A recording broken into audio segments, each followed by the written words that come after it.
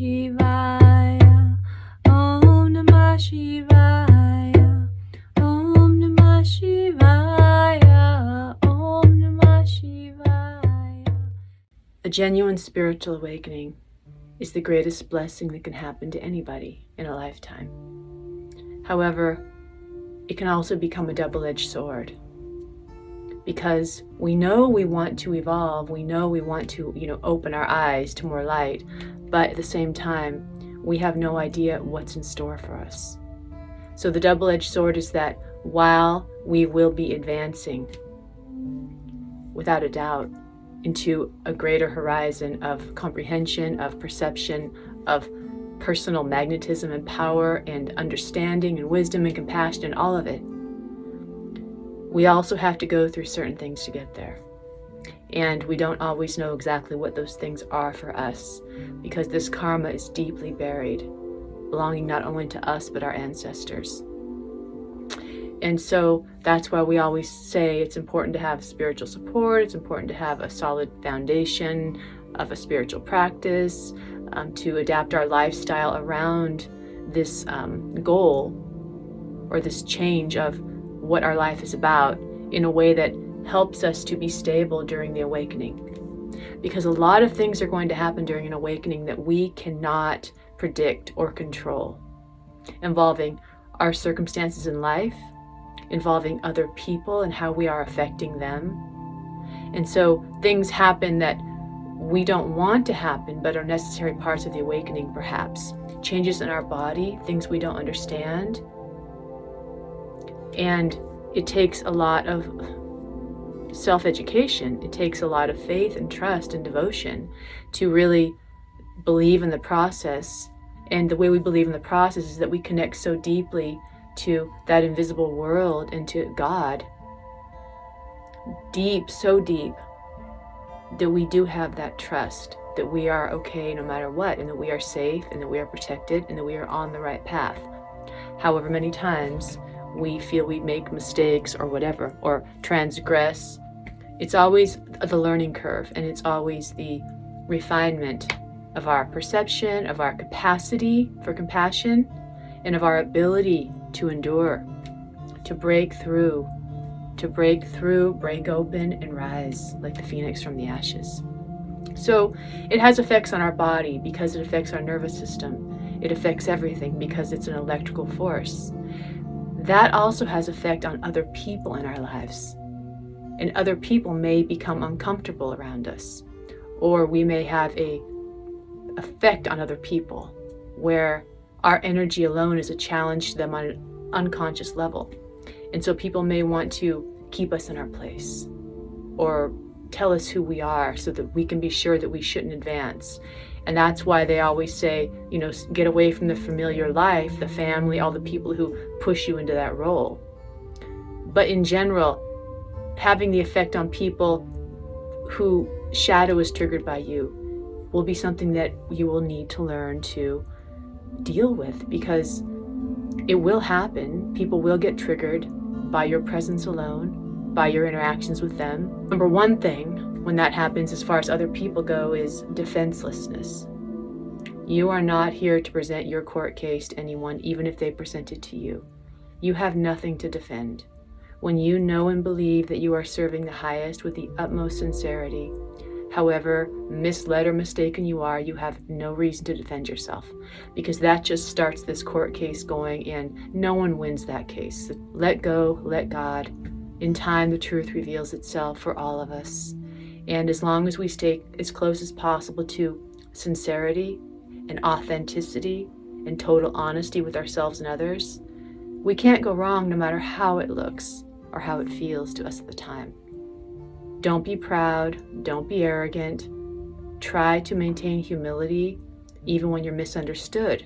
Even if you're being told you're being proud and arrogant, you have to go to your heart and ask yourself what you are. And that's where the trust part comes in.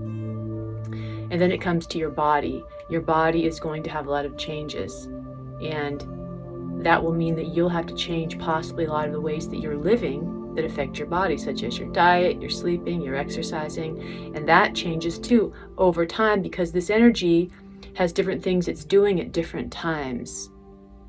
And the more this energy is moving inside of you, and the more velocity it has, and the more blocks that it's going through, the more power it has. And so we have to keep increasing our capacity to master our existence and master and manage all the circumstances of our life, all the hurdles we come across, all the inner emotional obstacles, all the inner darkness and shadow.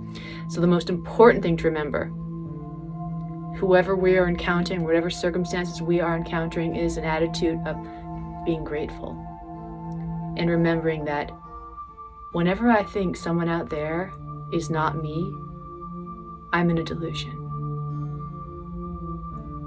So the people that I'm affecting in a certain way, and they're coming at me in a certain way, a relative or whatever, they're within me. The only power I have is to love myself and change myself and transform myself. Because until I do, I'm a prisoner to that person. And I'm mostly a prisoner to that illusion that I'm separate from somebody else. And so the freedom that we have during an awakening when we're triggering, these external things, is that the answer is within. And the power to heal that problem for yourself isn't about interacting with someone on the outside. It's about interacting with yourself on the inside. And so forgiveness is huge. Gratefulness is huge. Grateful for everyone who could show us that we had yet more compassion we needed to develop. That we were still under the illusion of separation. That we were still deluded by another face, another persona, being an enemy of ours. So we can say that mentally, but really feeling that is something that is going to have to happen over time. Because we have to make all of these people that we have all this karma with, for example, our own person. Because we can't always resolve that karma. It could be a dead parent. It could be a bad relationship, someone who hurt us really badly in the past, someone we may not even know, but has traumatized us. The answer lies within. People hurt people because they are suffering. And I know that when someone's been hurt by someone, that's not something they want to hear.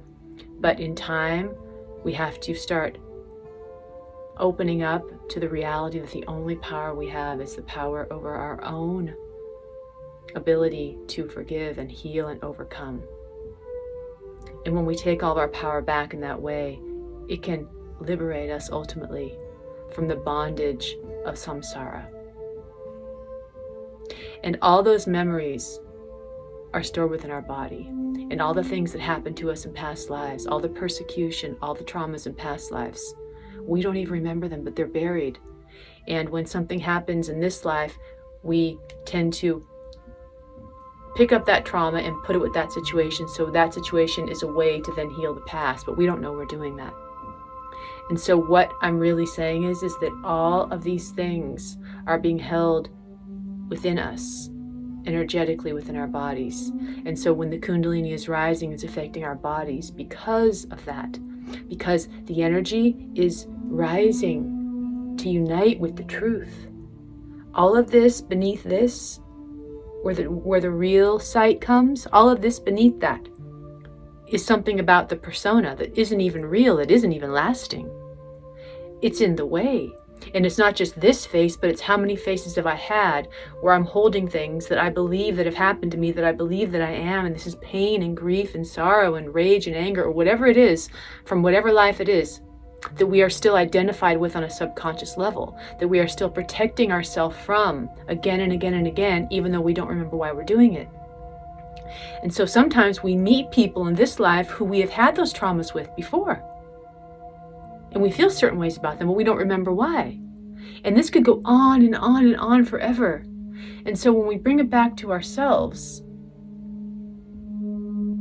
and take responsibility, and as the Buddhists say, drive all blame into one, meaning I'll take the responsibility. Why? Because it's the only power I actually have.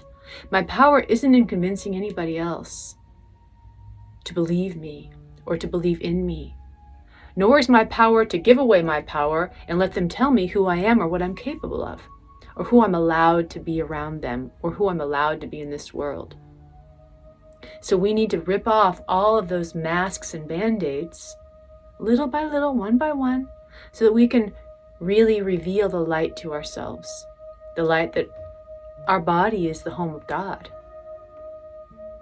But when our body's the home to a lot of shadowy demons from before that turned into shadowy demons because they've been down there so long, then all havoc can break loose during certain phases of the Kundalini awakening. It can break loose within us, within our bodies, within our lives, with our relationships with people around us.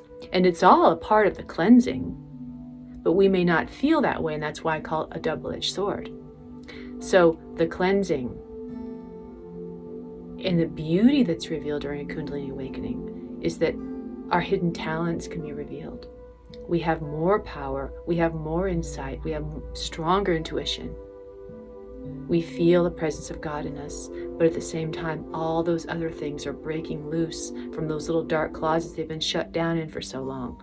And those things are so contradictory to the other wonderful things that happen that it can be a feeling of chaos or confusion that is stirred up within us.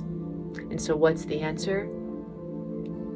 To keep coming back to the moment. I am Shiva. Shivoham. I am Shiva.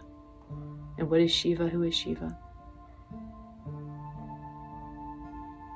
Shiva was the presence, no matter what was happening around him.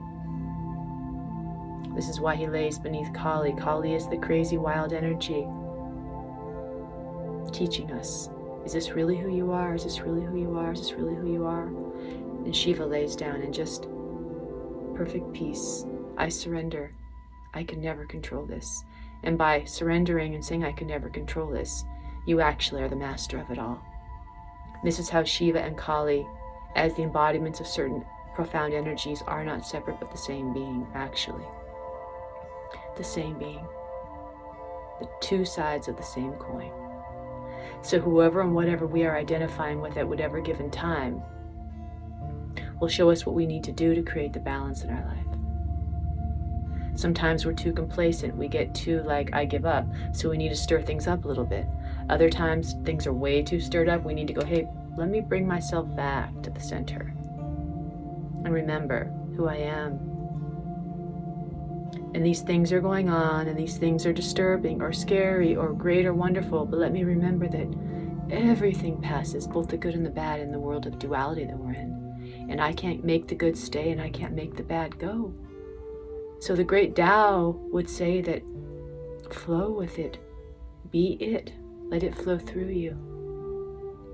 Let everyone have their glory, because your glory is within. Like it says in the Tao, other people are bright, I alone am dark. Other people are wonderful, I alone am dull. Let it be that way. Stop fighting for your place in line. Because if you are who you are, you don't need to fight for anything, because the presence is everything.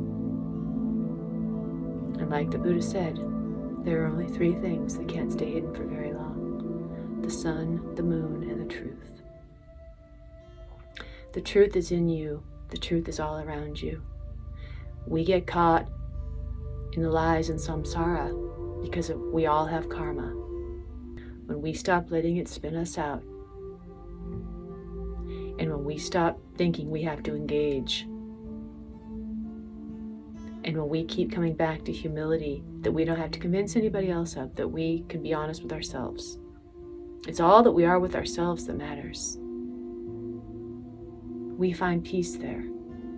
The only place we can ever find peace is in gratefulness, gratitude, forgiveness, non-defensiveness, and the repetition of positive actions, because repetition creates perfection. So keep your spiritual practice as the most important thing in your life, whatever works for you. And it will be only a matter of time before you reveal yourself to you. And all the things that we've been spinning out in because of this awakening will fall away, and the phoenix will rise in the glory of the light. And that's what this is all about. The double-edged sword is just an illusion. But while it's happening, it feels real. But remember, the light is the light, will always be the light. There is only love. And sometimes the light's scary because of the things we've hidden from ourselves. And sometimes love doesn't feel like love. And those are times when we are under a delusion. And so come back to ourselves in that deep trust and connection beyond the persona. And we have to work every day to get to that place, to make it real for us. Because until it becomes a real refuge deep within us, we're going to keep defending ourselves. We're going to keep trying out here and out there to get some sort of validation, to get some sort of promise of safety and security. But the only safety and security we have is Shivoham. I am the unmoving light of love. And in that, reality is total peace. Total, eternal peace. Shivoham.